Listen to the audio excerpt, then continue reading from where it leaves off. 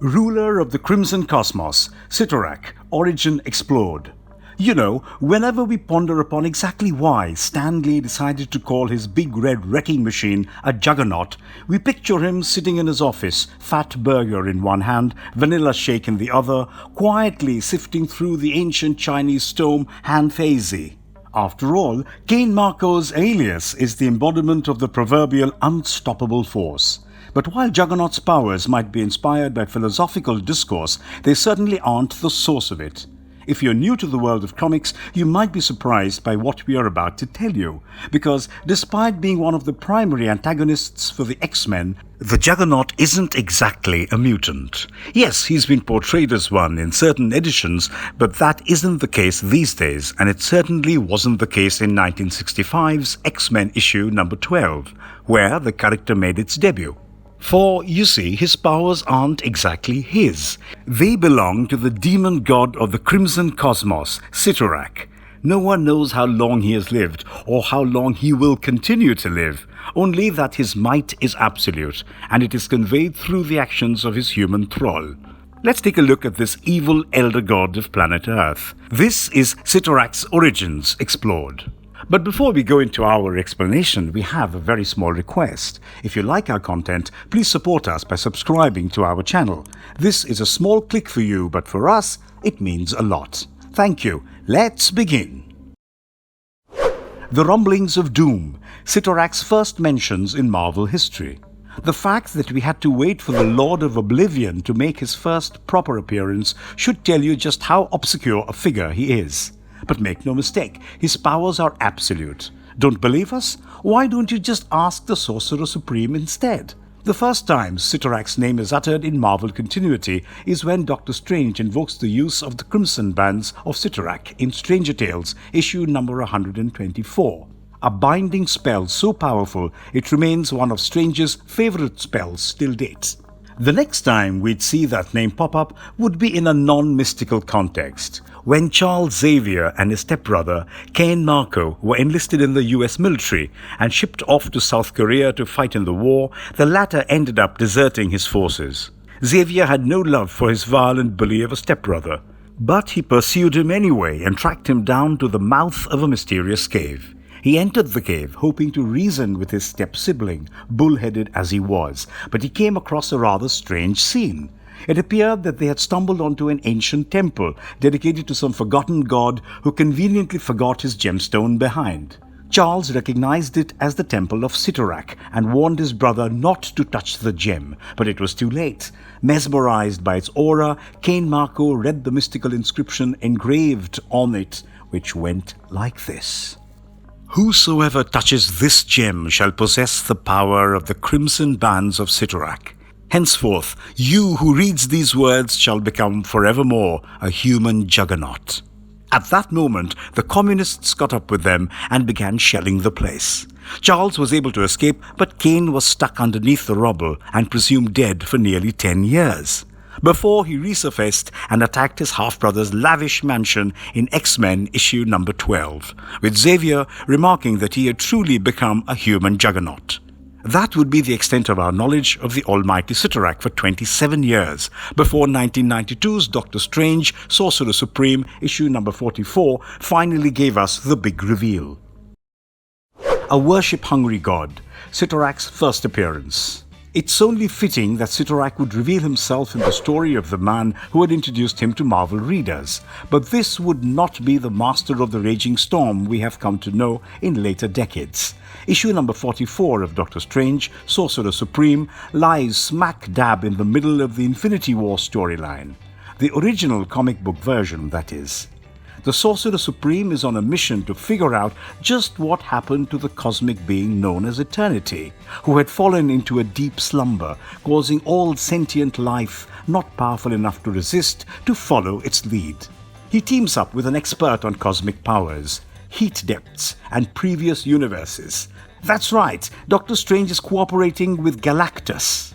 They are aboard the Devourer of Worlds spaceship, accompanied by his previous and current heralds, Silver Surfer and Nova.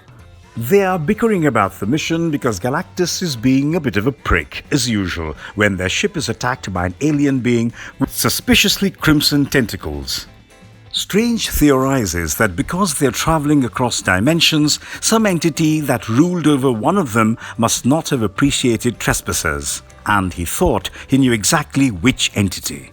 Before he could react, both Strange and Nova were pulled out of the spaceship and into the dimension from whence the tendrils emerged, leaving Galactus and Silver Surfer to figure out how to locate eternity for themselves.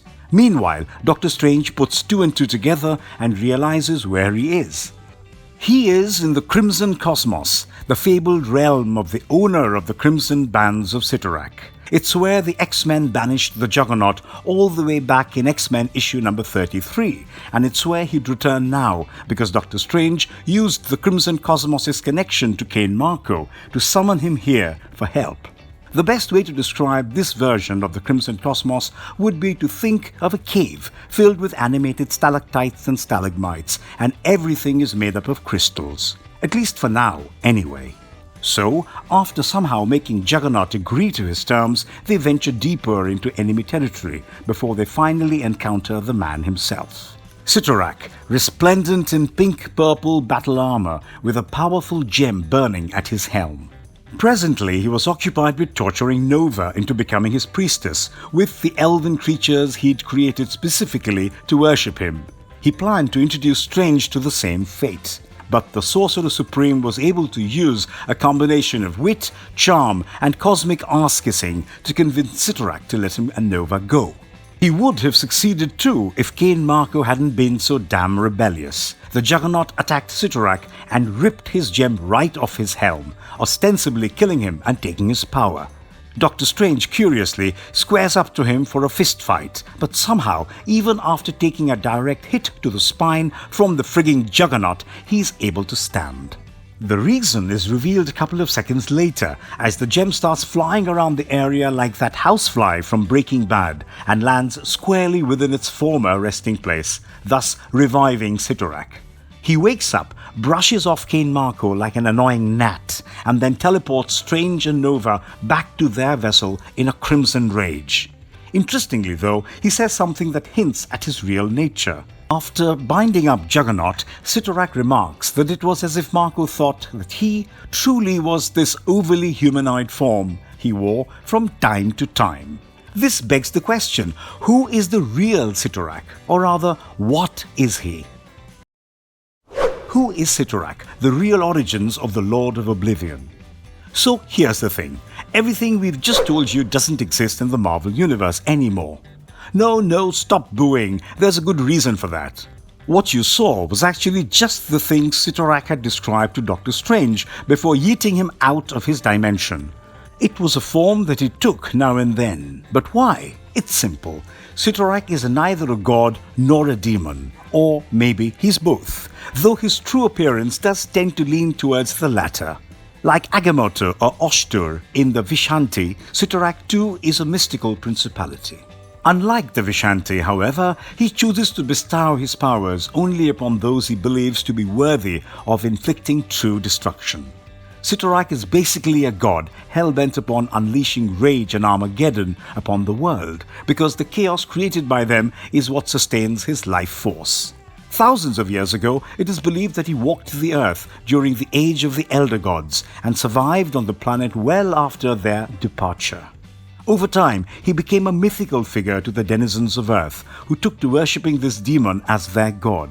But sooner or later, such an existence was bound to be put in check, and Cyttorak's followers turned on him, imprisoning him in his own dimension, which he calls the Crimson Cosmos. You might be thinking of that rather pretty cave we described a few seconds ago, but the truth is, we lied. Well, kind of lied anyway. Cyttorak's Crimson Cosmos is a dimension unto itself, which is a dimension of ugly beautiful in the most visceral sense of those terms. Scarlet deserts and ruby volcanoes sprayed rust-colored ash into the air, towards a sky that was seemingly always caught in the middle of a breathtaking sunset, and thick with sulfuric emissions strong enough to likely choke a man to death. Time didn't pass in this cosmos, so whatever you did here was ultimately inconsequential. Basically, imagine Pompeii in different shades of red and make that the default setting of existence. That's the Crimson Cosmos for you in a nutshell, and Cyttorak is omnipotent within its confines. The only way to traverse the Earth and the Crimson Cosmos is via the Crimson Gem of Cyttorak, a beautiful ruby-like gem, ruby in some versions, which seems alive with power according to Cain Marko. Its two purposes in life seem to be to open portals into Cyttorak's domain and to empower already angry people with its lord's unholy rage.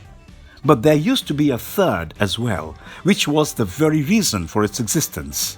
Over a millennia ago, 8 mystic principalities known as the Octessons band together for a wager to see just who was the strongest out of them all.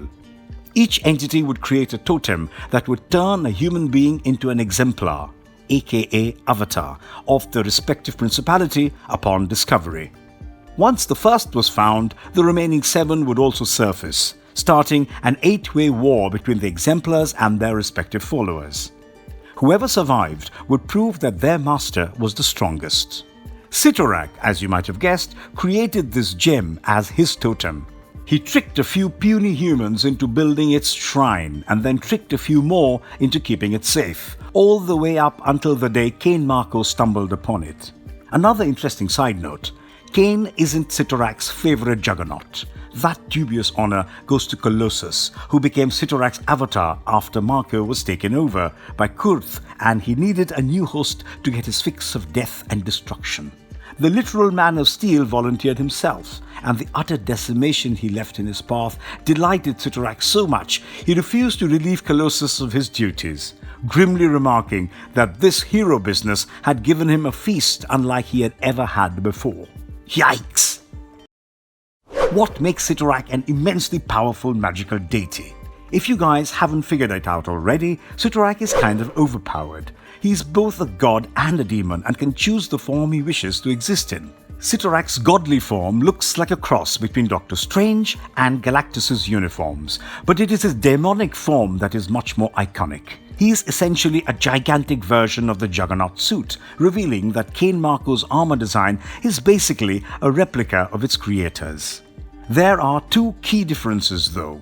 1. Cyttorak's head seems to be in the shape of the Juggernaut's helm. And 2. He has thorns sticking out of them like a demonic stag king who went bowling but got his head stuck in the aisles and came out rather disorientated. But as we all know, looks aren't what matters in the world of comics. Power does. And that Cyttorak has a practically limitless quantity of. He is one of the oldest mystical forces to have ever existed, so old that even the Vishanti are aware of him, and wary of him at the same time. For they warn Doctor Strange to never make him angry. Likewise, the demon Mephisto thinks that Cyttorak is one of the only demons closest to being the true Satan of hell. The Lord of Oblivion uses the Crimson Gem to bestow his avatar's powers unto mortals, but that isn't his only weapon. Doctor Strange frequently employs the use of the Crimson Bands of Cyttorak, even doing so in a mutant-free MCU.